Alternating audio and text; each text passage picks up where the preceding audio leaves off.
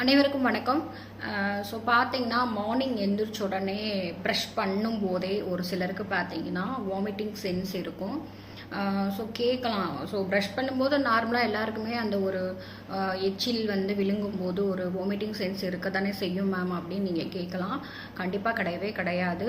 So at least கொஞ்சமாவது அந்த ஒரு பித்த நீர் உமிழ் நீர் வந்து ஒரு வாமிட்டிங்கில் வெளியே வரும் அப்படின்ற மாதிரி ஒரு சென்சேஷன் அடிக்கடி வந்து அவங்களுக்கு நிறையா நாளாக காட்டிகிட்டே இருக்கும். ஸோ ஒன்றுமே இல்லை.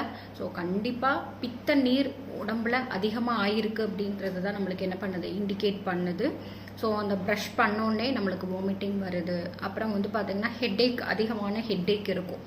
அந்த ஹெட்டேக் டைமிங்கில் நம்ம என்ன தான் வந்து டேப்லெட்ஸ் எடுத்துகிட்டு என்ன ட்ரீட்மெண்ட் எடுத்தாலும் ஒரு வாமிட்டிங், ஒரு உடம்புல இருக்கிற ஏதோ ஒரு சம்திங் ஒரு ரியாக்ஷன்ஸ்னால ஸோ வாமிட் பண்ண உடனே எனக்கு அந்த ஹெட்டேக் இல்லை அப்படின்ற மாதிரி நீங்கள் ஃபீல் பண்ணலாம். ஸோ கண்டிப்பாக நீங்கள் வந்து அலர்ட்டாக இருக்கணும். பித்தப்பை என்ன பண்ணுது, நம்மளுக்கு வந்து இண்டிகேட் கொடுக்குது, நான் வந்து ரொம்ப சஃபர் ஆகிட்டுருக்கேன் அப்படின்றத தான் நம்மளுக்கு இண்டிகேஷன் கொடுத்துட்ருக்கு.